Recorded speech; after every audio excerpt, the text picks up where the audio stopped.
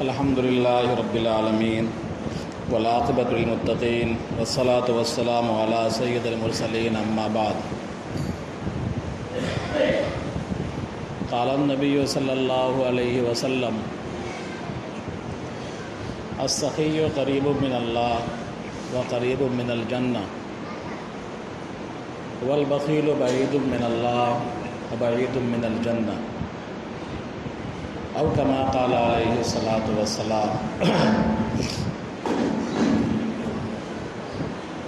محترم بزرگوں، عزیز ساتھیوں، گزشتہ ہفتے آپ حضرات کے سامنے بات آئی تھی کہ تاتاریوں نے کیسے اسلام قبول کیا، اور تاتاریوں کا جو عہد تھا، جو دور تھا، وہ مسلمانوں کے لیے کتنا خوفناک اور کتنا خطرناک تھا، اس کا کچھ منظرنامہ آپ حضرات کے روبرو پیش کیا گیا تھا، اور بتایا گیا تھا کہ اس دور میں جب کہ قریب تھا کہ مسلمانوں کا مکمل صفایا ہو جاتا اور اسلام کو مٹا دیا جاتا، لیکن اللہ کا وعدہ ہے کہ اسلام قیامت تک باقی رہے گا، تو اللہ تبارک و تعالیٰ نے اپنے اسی وعدے کی تکمیل کے لیے ایک ذریعہ بنایا، اور اسی خاندان کو، جو خاندان اسلام اور مسلمانوں کو مٹانے کے لیے اٹھا تھا اور بادل کی طرح چھا گیا تھا، عالم اسلام کی اینٹ سے اینٹ بجا دی تھی، اور انہی لوگوں کو، انہی قبیلوں کو اللہ تبارک و تعالیٰ نے اسلام کی دولت سے مالا مال کیا۔ اور وہ مشہور شعر ہے جو آپ نے سنا ہے، بارہا تقریروں میں سنا ہے آیا یورش تاتار کے افسانے سے، پاسباں مل گئے کعبے کو صنم خانے سے، کہ جو قوم اٹھی تھی اسلام کو، مسلمانوں کو مٹانے کے لیے، وہی قوم اسلام کی پرچارک بن گئی اور اسلام کی حفاظت کرنے والی بن گئی، اور انہی کی نسلوں نے ایشیا پر، ہندوستان پر، ترکیہ پر کئی سو سال تک حکومتیں کی۔ بہرحال حالات کتنوں گمبھیر ہو جائیں، کتنوں خوفناک ہو جائیں، لیکن ہمارے اور آپ کے لیے قرآن کریم کی آیت ہے کہ لا تہنوا ولا تحزنوا وانتم الاعلون ان کنتم مؤمنین، کہ تم گھبراؤ نہیں، بزدلی ظاہر نہ کرو، تم ہی سر بلند رہو گے، لیکن شرط ہے کہ تم اپنے آپ کو مومن کامل تو بن جاؤ، ایمان کامل والے تو ہو جاؤ۔ یہ شرط ہے، جس دن یہ شرط ہم اور آپ بحیثیت قوم پوری کریں گے، تو اللہ تبارک و تعالیٰ کا جو وعدہ ہے نصرت کا، وہ بھی ہمارے ساتھ شامل ہوگی، اور اللہ تبارک و تعالیٰ پھر ہم کو اور آپ کو وہ عروج عطا فرمائے گا جو دنیا دیکھے گی اور تاریخ نے دیکھا ہے۔ بہرحال گزشتہ موضوع کا یہ تتمہ تھا۔ میں نے آپ حضرات کے سامنے ایک حدیث کا ٹکڑا پڑھا ہے، اور لمبی چوڑی بات نہیں کرنی ہے، مختصر کچھ گفتگو آپ حضرات کے روبرو پیش کی جائے گی انشاءاللہ، کہ جناب نبی کریم صلی اللہ علیہ وسلم نے اپنی ذات سے، اپنی صفات سے، اپنے اعمال سے اس امت کا جو مزاج بنایا تھا، وہ مزاج سخاوت کا مزاج تھا۔ آپ صلی اللہ علیہ وسلم سے زیادہ سخی دنیا میں نہ کوئی ہوا اور نہ قیامت تک کوئی ہوگا، اور صحابہ کرام سے زیادہ سخی نہ دنیا میں ان سے پہلے کوئی ہوئے اور نہ قیامت تک ہوں گے، اور اس امت سے زیادہ سخی دنیا میں کوئی امت نہ آئی اور نہ قیامت تک آئے گی۔ اللہ کے رسول صلی اللہ علیہ وسلم سے زیادہ سخی نہ کوئی آیا نہ کوئی آئے گا،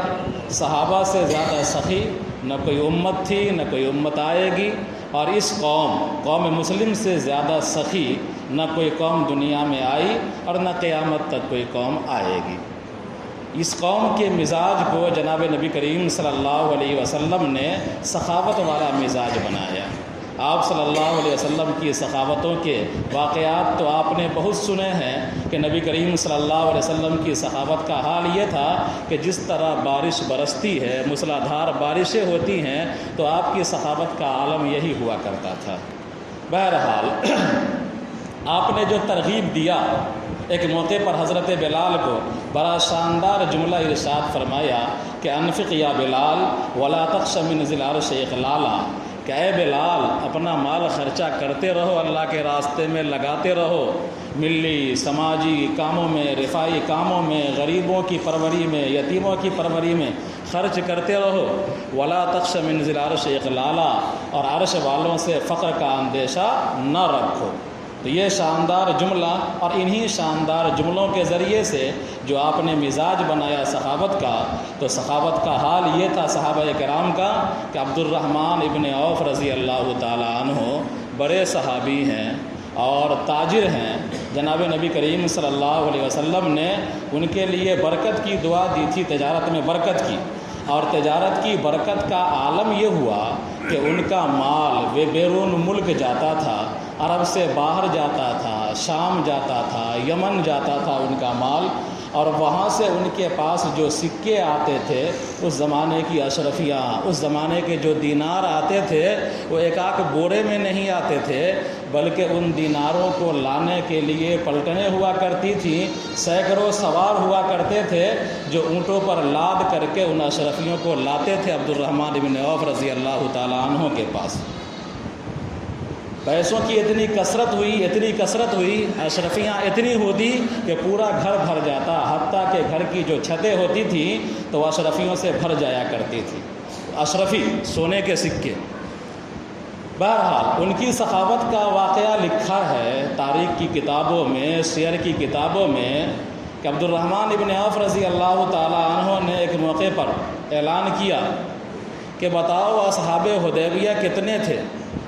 یعنی وہ تمام لوگ جنہوں نے نبی کریم صلی اللہ علیہ وسلم کے ہاتھ پر ایک درخت کے نیچے بیعت کی تھی مکہ والوں سے جنگ کرنے کے لیے حدیبیہ کے موقع پر۔ تو عبد الرحمن ابن عوف نے پوچھا کہ ان کی تعداد کتنی تھی؟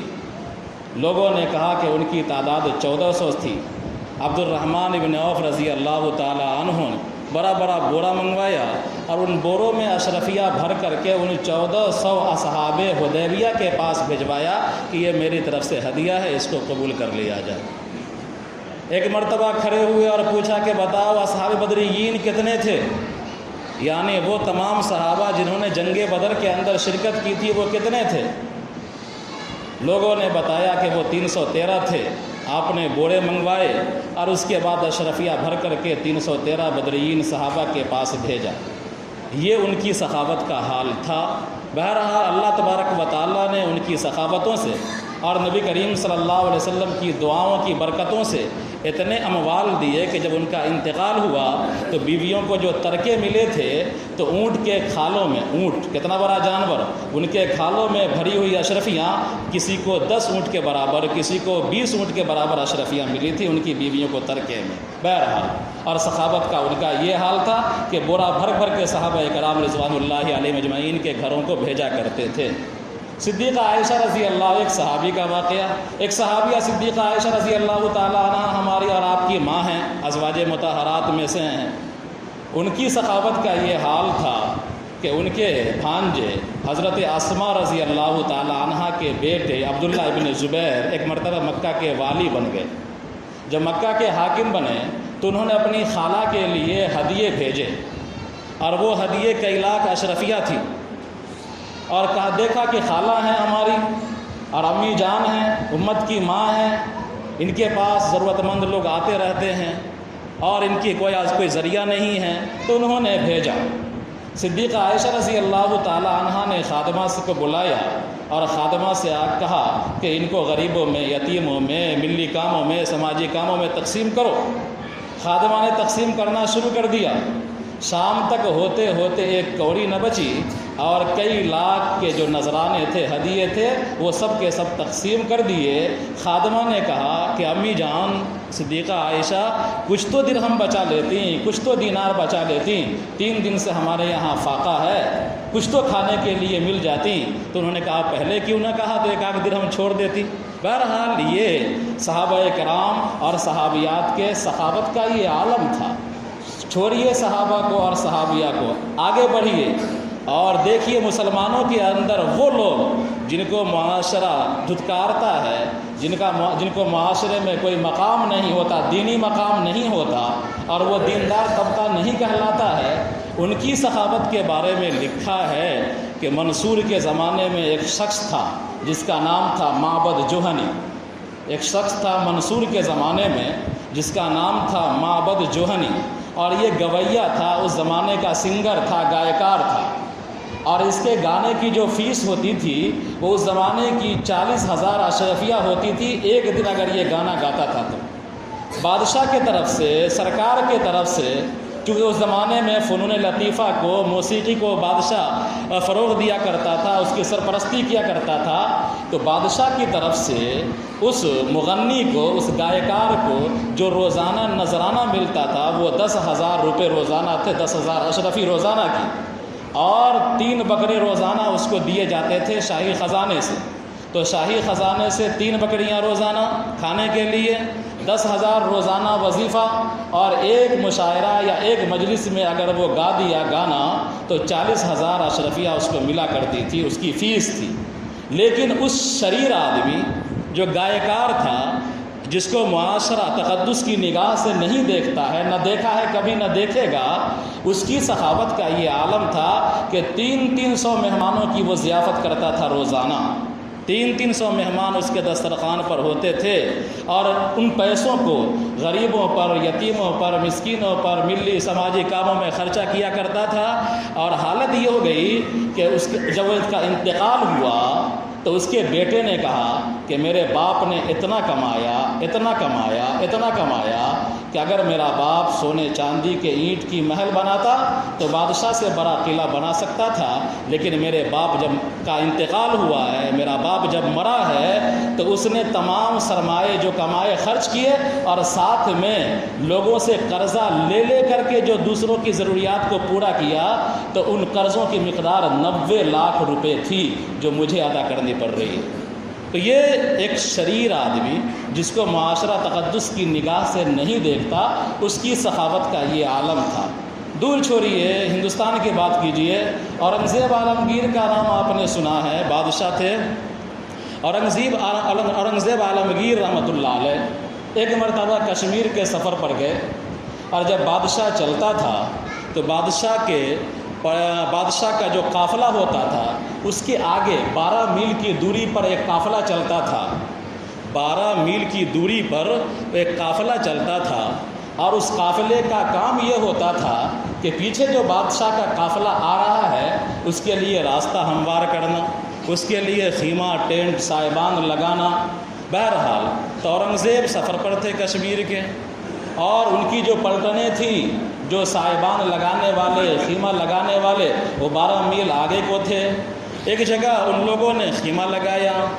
لوگوں کو پتہ چلا کہ بادشاہ آنے والے ہیں، ان کے لیے خیمہ، تمبو، ٹینٹ، شامیانہ لگایا جا رہا ہے۔ چنانچہ ایک فقیر نے دیکھا کہ موقع غنیمت ہے اور اس موقع کا فائدہ اٹھانا چاہیے، وہ فقیر اس کیمپ میں پہنچ گیا جہاں پر سائبان تیار کیا جا رہا تھا۔ اس نے پوچھا کہ اس پلٹن کا، اس کیمپ کا سربراہ، افسر انچارج کون ہے؟ تو لوگوں نے، ایک منیم نام کا آدمی تھا، منیم کی طرف اشارہ کر دیا کہ یہ ہے۔ بہرحال وہ فقیر اس منیم کے پاس گیا، اور اس نے فارسی، اس زمانے کی زبان فارسی تھی، اس نے فارسی میں ایک شعر پڑھا، منعم بدست کوہ بیاباں غریب نیست، منعم بدست کوہ بیاباں غریب نیست، کہ یہ جو منیم ہے یہ کہیں بھی جاتا ہے، جنگل میں جائے، بیابان میں جائے، جہاں جاتا ہے وہیں شہر بسا دیتا ہے، اور غریب نہیں ہے۔ ہر جا کے رفت خیمہ زدو بارگاہ ساخت، جہاں بھی جاتا ہے خیمہ لگا دیتا ہے، شہر بسا دیتا ہے۔ منیم نے یہ شعر سنا، اس کا سمجھ گیا کہ اس کو کوئی طلب ہے، ضرورت ہے، اس نے فوجیوں سے کہا کہ بلا کے لایا جائے، اس کو حاضر کیا جائے۔ فوجی لوگ بلا کر کے لائے۔ منعم نے اسی وقت اس کو 3 لاکھ دینار دیا، اس کو کس کو؟ اس شخص کو، اس فقیر کو جس نے ایک شعر پڑھا۔ ایک منعم جو بادشاہ کا افسر انچارج ہے، خیمہ اور ٹینٹ لگانے والا ہے، اس نے 3 لاکھ اشرفیہ دی۔ وہ لے کر کے چلا گیا۔ اس نے دیکھا کہ بادشاہ ابھی آیا نہیں ہے، 2-3 دن آمد میں باقی ہے۔ اس نے کل کو پھر جا کر کے اور یہی شعر کہا دوبارہ،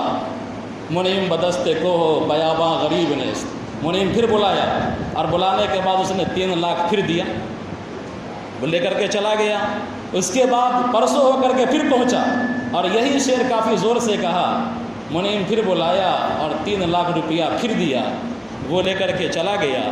چوتھے روز ٹائم پر منعم انتظار کر رہا تھا کہ وہ فقیر اب آئے گا، دوبارہ آئے گا، لیکن چوتھے دن نہیں آیا۔ منعم پریشان ہوا کہ کہاں ہے، آج میں انتظار میں ہوں، وہ آیا نہیں ہے۔ اس کو کھجوایا، منگوایا،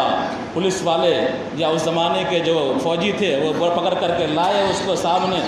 منعم نے پوچھا کہ تو کیوں نہیں آیا آج؟ تو اس نے کہا کہ ایک تو آپ نے مجھے اتنا دے دیا کہ میری 7 پشت کے لیے کافی ہے، 9 لاکھ اشرفی، آج کے زمانے کا 9 کروڑ سے زیادہ، 7 پشت کے لیے کافی تھا۔ اور دوسری بات کہ بادشاہ کے مزاج کا کون ٹھکانہ ہے، کبھی سلام کرنے سے مروا دیتا ہے، کبھی گالی دینے سے خوش بھی ہوتا ہے۔ تو مجھے خدشہ ہوا کہ کل تو آپ نے جوش اور جذبات میں 2-3 دن دے دیا ہے، اگر پھر میں آؤں تو ہو سکتا ہے آپ کو غصہ آ جائے اور جو مال مجھے دیا ہے وہ مال آپ لوٹا لیں۔ تو منعم نے کہا کہ اگر تم 10 دن لگاتار آتے، میں 10 دن کی نیت کر لیا تھا، 10 دن تم لگاتار آتے تو میں تم کو 10 دن 3-3 لاکھ روپیہ دیتا۔ بہرحال ان تمام جو واقعات میں نے سنایا ہے اس کو ایک اہم واقعہ پر ختم کرتا ہوں کہ امام حسن رضی اللہ تعالی عنہ کا نام آپ نے سنا ہے، نواسۂ رسول صلی اللہ علیہ وسلم ہے، اور حضرت حسن وہی ہیں جنہوں نے حضرت امیر معاویہ رضی اللہ تعالی عنہ سے صلح کر لیا اور اپنا حق کے خلافت ان کو دے دیا، سپرد کر دیا ان کے، اور دستبردار ہو گئے۔ حضرت امیر معاویہ رضی اللہ تعالی عنہ جب والی بن گئے، خلیفہ بن گئے، تو امیر معاویہ رضی اللہ تعالی عنہ نے دیکھا کہ حضرت حسن ہیں، سادات میں سے ہیں، نواسۂ رسول ہیں، ان کے اخراجات کا کیا ہوگا؟ حضرت حسن سے کہا کہ ایک سادے کاغذ پر آپ لکھ دیجئے، دستخط کر دیجئے، اور اتنی رقم آپ کو سالانہ یا ماہانہ پہنچ جایا کرے گی۔ حضرت حسن رضی اللہ تعالی عنہ نے 1 لاکھ اشرفیہ لکھ دی۔ حضرت امیر معاویہ رضی اللہ تعالی عنہ کی طرف سے وہ 1 لاکھ اشرفیہ حضرت حسن کے پاس آ جایا کرتی تھی۔ روایت میں آتا ہے، تاریخی روایتوں میں، کہ حضرت حسن کے پاس وہ اشرفیہ آتی اور 3 دن بھی نہیں گزرتا کہ وہ اشرفیہ ختم ہو جاتی، ضرورت مندوں میں خرچ کر دیا کرتے تھے۔ ایک مرتبہ جو اہم پوائنٹ ہے وہ میں بتلا رہا ہوں، ایک مرتبہ امیر معاویہ رضی اللہ تعالی عنہ نے اشرفی بھی بھیجی اور ساتھ میں ایک پرچی بھیجی، جس پرچی میں یہ لکھا تھا لا خیر فی الاسراف۔ یہ پرچہ لکھا تھا، اس میں جملہ تھا لا خیر فی الاسراف۔ منشا یہ تھا کہ آپ جو اتنی بڑی رقم ہم بھیجتے ہیں اور 3 دن میں آپ خرچہ کر دیتے ہیں، 2 دن میں آپ خرچہ کر دیتے ہیں، یہ ایک طرح کا اسراف ہے، اور اسراف اور فضول خرچی میں کوئی خیر نہیں۔ یہ امیر معاویہ رضی اللہ تعالیٰ عنہ نے ایک پرچی پر لکھا۔ حضرت حسن نے اسی کے جواب میں لکھا کہ لا اسراف فی الخیر، جملہ پلٹ دیا، لا اسراف فی الخیر، کہ خیر کے کاموں میں اسراف نہیں ہوتا، فضول خرچی نہیں ہوتی۔ فضول خرچی کہاں ہوگی؟ جہاں خیر کا کام نہ ہو، لیکن خیر کا کام جہاں ہوتا ہے وہاں فضول خرچی نہیں ہوتی۔ یہ اہم پوائنٹ ہے آج کی تقریر کا خلاصہ۔